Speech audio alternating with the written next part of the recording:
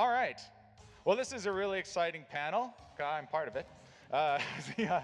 But now, here's the next panel. I had the pleasure of meeting Kristen Nedden, AKA K10, if you follow her online. She's an amazing lady, Tesla enthusiast, SpaceX supporter. K10 grew up surrounded by the community and aerospace employees and engineers, including her family. So just really, really amazing stuff. And then we have Chris, AKA the Panda, Chris Prowse, sharing his passion for SpaceX, engaging and inspiring figures like Jordan Peterson.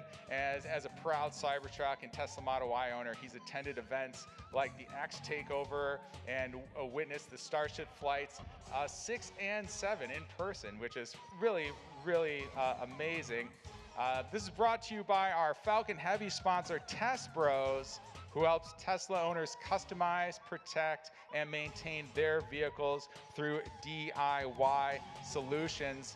So without any further ado, let's call out Chris and myself. Please come on and sit, have a seat in my.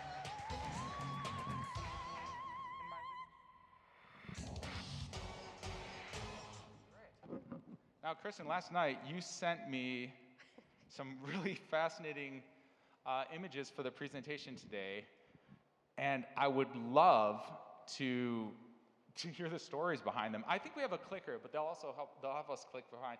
Actually, just go like this, like air click it, and then and we'll make magic happen and go to the next one. So yeah, what are go for it. Yeah. Oh, first of all, if you want to introduce yourself. Yeah, I'm K10. And here we are at Cape Canaveral, or Kennedy Space Center, and I just thought, since I'm going to be here, I'm going to throw some of the information of growing up in a community where everybody worked at aerospace. So I grew up in northern Utah, and this is Thiokol Corporation. Back then, it used to be called Thiokol. Now it's Northrop Grumman, and this is where they made the rocket boosters for the space shuttle program back when it was running, and they also made missile warheads and nuclear warheads. They made a bunch of different things, rockets. This was solid rocket propulsion industry. So now it's Northrop Grumman, and they contract with a lot of different groups, Raytheon and so. Next slide. These are just different patches. You can see, let's see, there's the Columbia. I think maybe it's over here. So we have the Challenger. I mean, there's a lot of good missions that happened, but as you guys probably do remember, the Challenger exploded with the O-ring, and then we have also the Columbia in 2003. But these are just different mission patches. My father worked on the HARM missile there, so I've got the.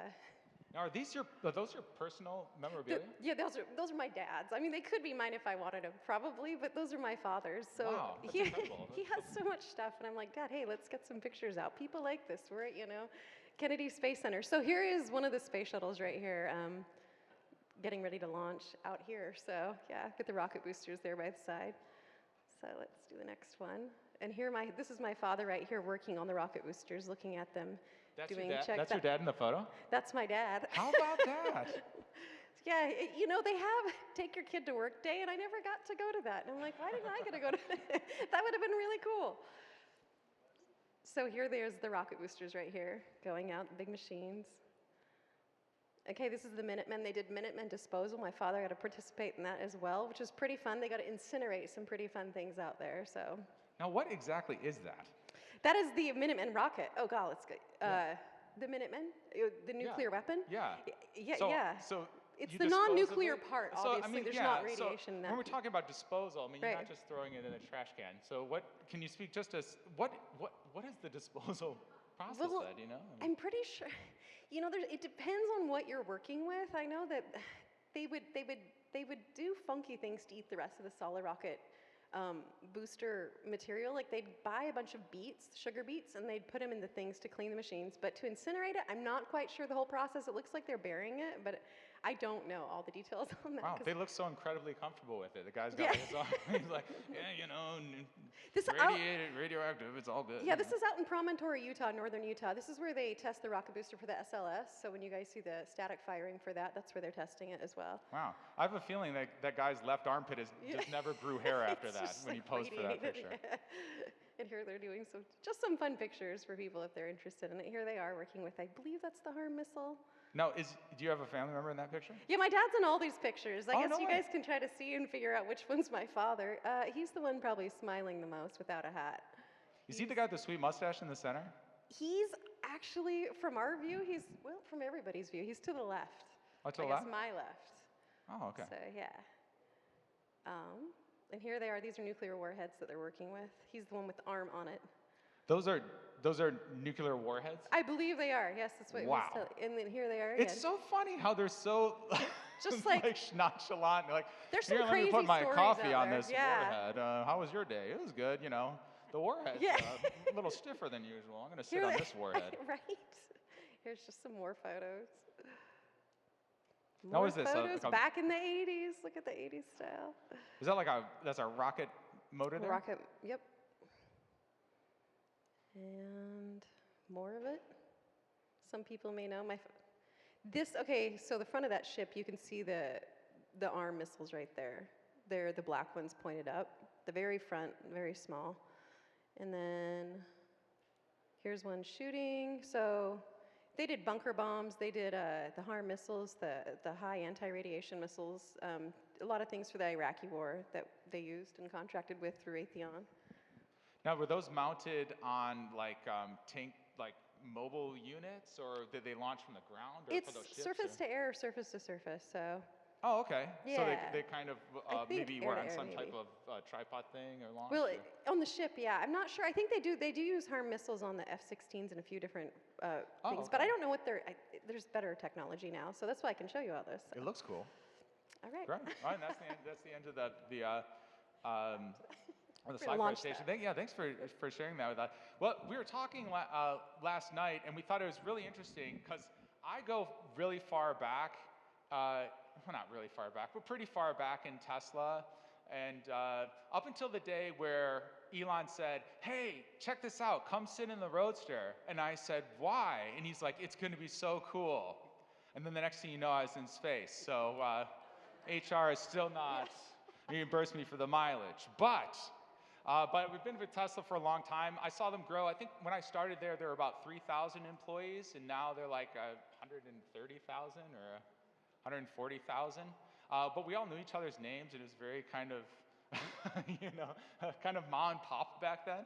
And now it's this massive global juggernaut. In contrast, and then of course how many Teslas do you own? A few Teslas, I correct? currently have 3, but I think I'm going to take advantage of the FSD trade-in and get a Cybertruck. I was supposed to get one last fall, but I'm definitely going to do that. So do it. hardware on a Cybertruck. I'm not going to. I mean, the Arctic was really cool in that you guys did it all manually, but man, I'm going to get my FSD if I go to Canada Add and to further. the fleet. Yeah. To go on an adventure. That'd be so sweet. So, but you've been part of the community for quite some time. You've interviewed Elon. You've hung out with his family. So you've really been in the community for quite some time, as have I. But now, Chris, now you're something of a newbie. First of all, before we get started, can you please explain your handle, Panda? Is that what your wife calls you? Is that what's the story behind that? Well, it's pretty innocent. I have been on the social media site X since Elon bought it. It was the day I started my account. It was my first social media account of my life. I didn't have a Facebook account or Instagram or anything, nothing. So that was, I wanted to support what he was doing in the purchase of the site, and that's where I got started. It was just on day one in October of 2022 is when that was. Oh, great. And so I started as CJP, and as my account grew and grew at rapid speed, apparently people were interested in what I had to say, and so I said I need to differentiate myself than just being 3 initials. So I posed as one of the characters that my daughter and I enjoy, which is Panda. And so if you go on X and you type in CJP space the letter T, I immediately propagate at all the billions of people. You can find me, I'm the second person on the list. Oh, So that's how it happened. Oh, that's great. And on the topic, Chris, K10. What's the story? What's the story behind that handle? It's just a short name. When you go on Twitter back in the day, you could make a handle up, and there's not a lot of options. So I did K10 just because it's easy. Kristen is one of those names like Christopher, Christy, Christina. Like everybody slaughters it. They call you Kirsten. So K10's pretty simple. I used to get called it as a nickname, so just went with it. Okay.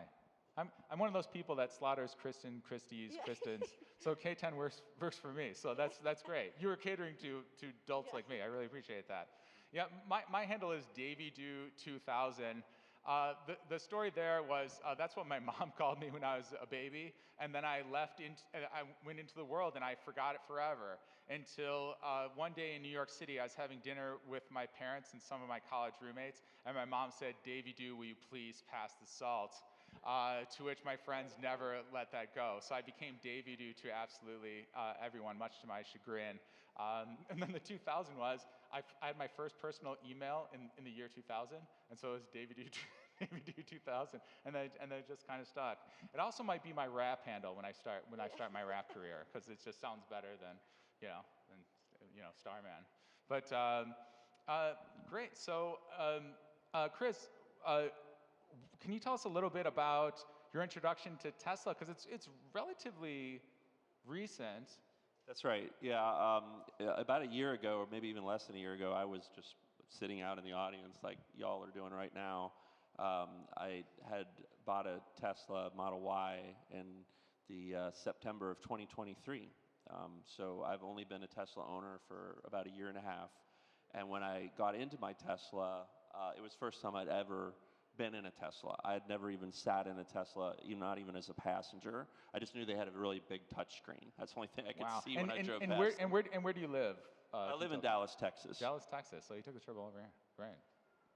And so my Model Y in 2023 was my first introduction to it. And when I got in, they said in full self-driving. I was like, what?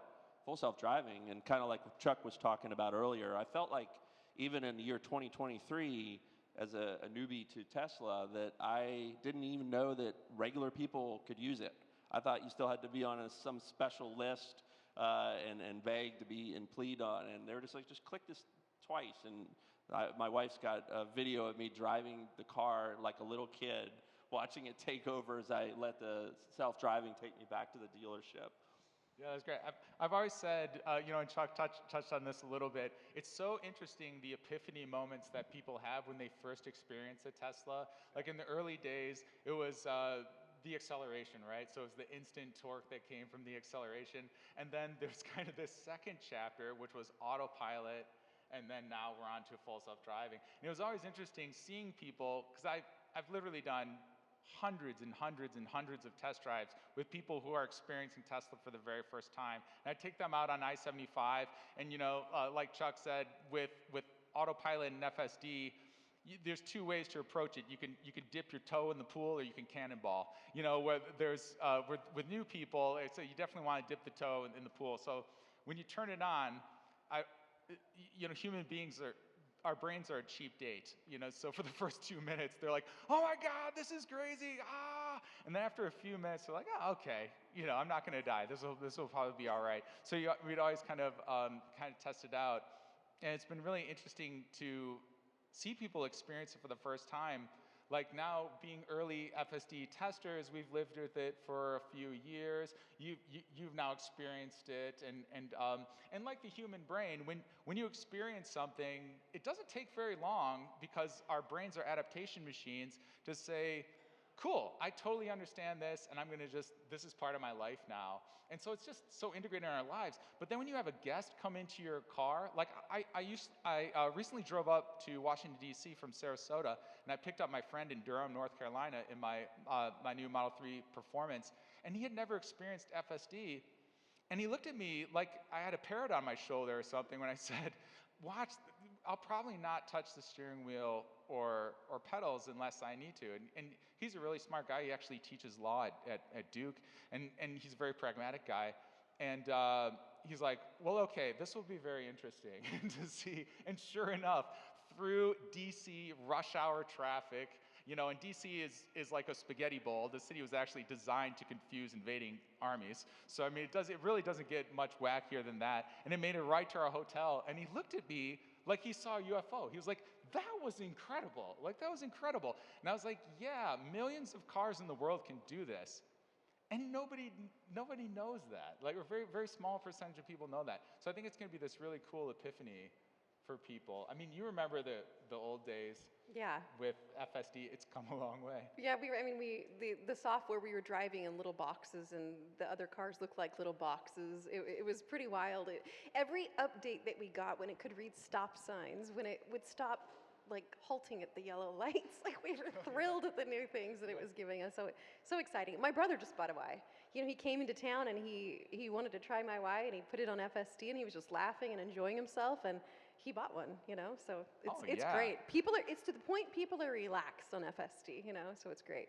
And it is this huge tool where people will experience it, and they'll go from they were never going to consider a Tesla or electric car, and then they experience that, and then they extrapolate that like you do with any product. You're like, how can I use this in my life? Like, oh, that 45-minute commute that I hate on the highway. Well, you don't have to, it's fine now. It's not the monotonous, you know, stop, go, am I in the line? It's like, oh, the car's got it. And now that it's supervised, and I've always said that supervise or have it be autopilot or FSD, it's not meant at this current state, it's not meant to defer awareness, it's meant to augment awareness, much like Chuck was saying. So instead of making those micro adjustments you're making every instant, like let's say driving here, for example, I drove from Sarasota after I landed from space, of course. And instead of making those little micro adjustments every second, the car just did it. It handles that load. So when you get there, the bandwidth of your brain is so much more free. You don't have that fog, that mental fatigue. And when people really realize that, they always come back and they're like, this has changed my life. Like, it's a transcendent product. I put it up there with like Sorry the to interrupt, microwave. Starman, but we have to have time for our next speaker soon. If you could wrap it Oh, up. great. Yes. So we're going in. So I think we're going into. Are we going into? Oh yeah, it's Jason, right? Cool. Yes. Are we transitioning now to Jason? Yeah. We're transitioning to the next speaker. Next speaker is coming up is Jason.